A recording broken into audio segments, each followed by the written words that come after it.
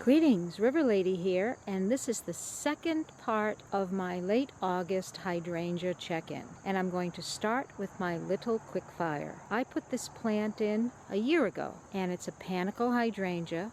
Starts out with beautiful white flowers, and then they mature to this gorgeous shade of pinkish red. It's almost neon when the sun hits it just the right way.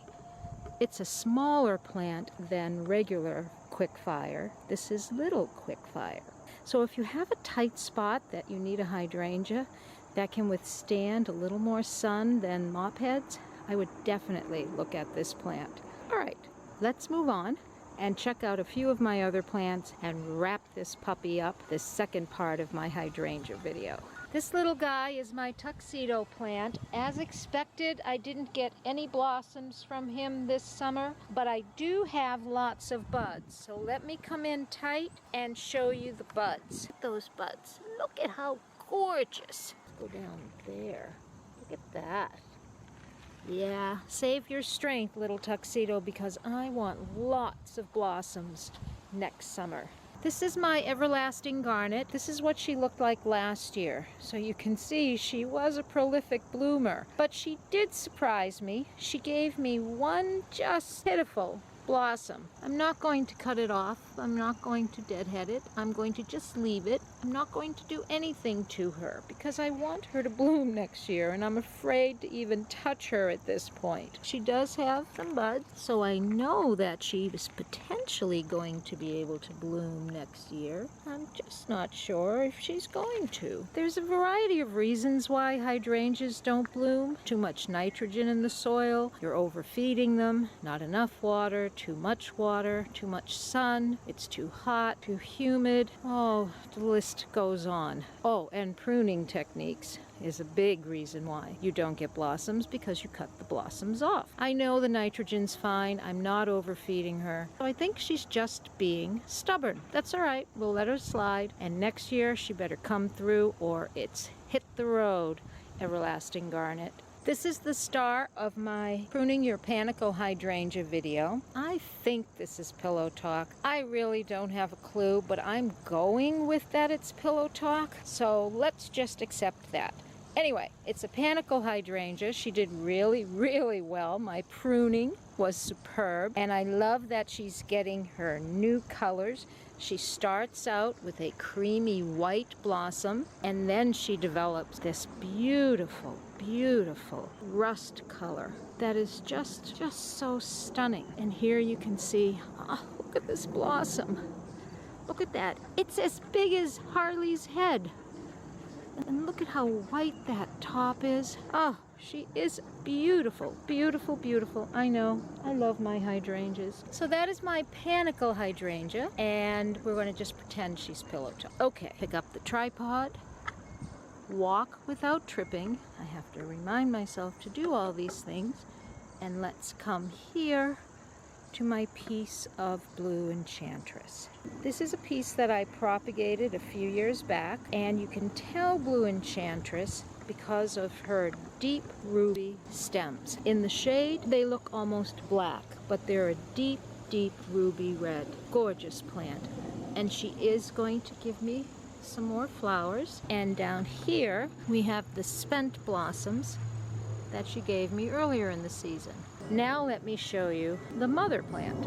This is the mother plant to that piece of Blue Enchantress, and she's, I can't say she's happy in this spot. There's been some changes to the amount of trees that I have over here, so instead of this being a partial shade garden, this has become a full sun garden. I actually don't have it open right now because the wind has kicked up, but I did, let me walk this way, drag my table and my umbrella into the area so that I can shade her from the hot afternoon sun. Blue Enchantress is very susceptible to the afternoon sun. She does not like afternoon sun.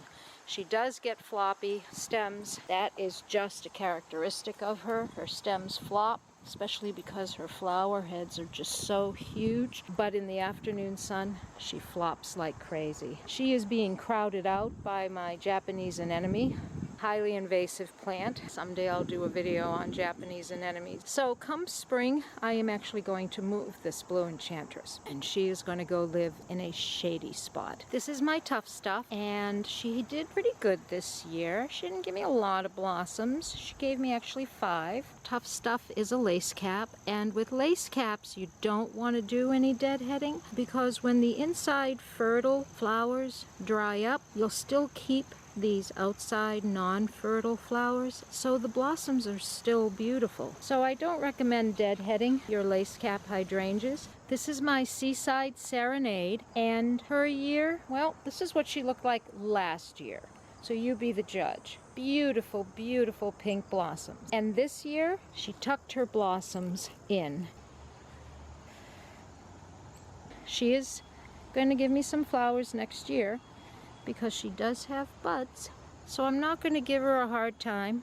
I'm going to let her just be. It was a really bad summer weather-wise. Okay, overall she did really well growth-wise. Thank you, Seaside Serenade. This is my Noblesse out of Plants Nouveau. Again, not a great blooming season for her. She did some nice growing. She really got big, but this is how many blossoms she gave me last year. And you can actually see my Seaside Serenade in the back, and you can even see my Blue Enchantress in the back as well. But my Noblesse gave me some blossoms, and I love these blossoms because they start out white and then they get this soft green color. There's a newer blossom in there. You can see how white it is. But they also get, let's come around here, these pink markings on the blossoms. Just absolutely stunning. Let's come in and look at the buds. The buds are actually a reddish tint. It's just a cool plant. So this is called Noblesse, and it's just a really cool plant.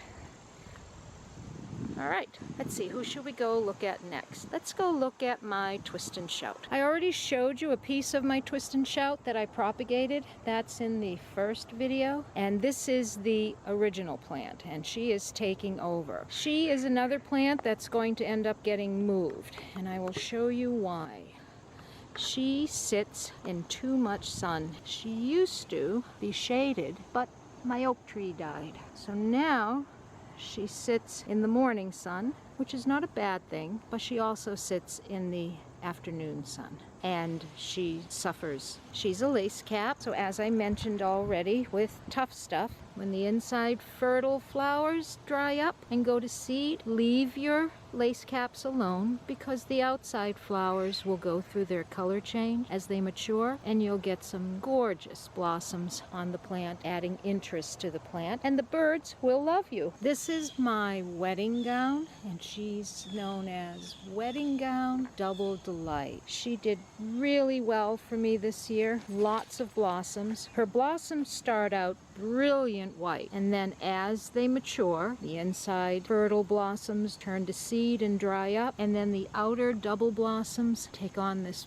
beautiful shade of green with a little bit of blush. So she is called Wedding Gown. I don't remember the nursery that she's out of. I'll flash it on the screen. But she loves this corner. In fact, next spring I'm getting rid of the hostas, add another hydrangea here, because this is a happy hydrangea corner.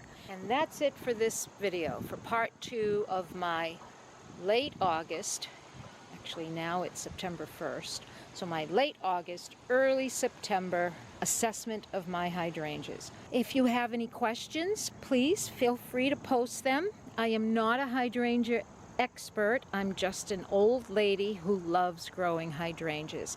And if I don't know the answer to your question, I will research it and find the answer for you. This is River Lady saying, happy gardening.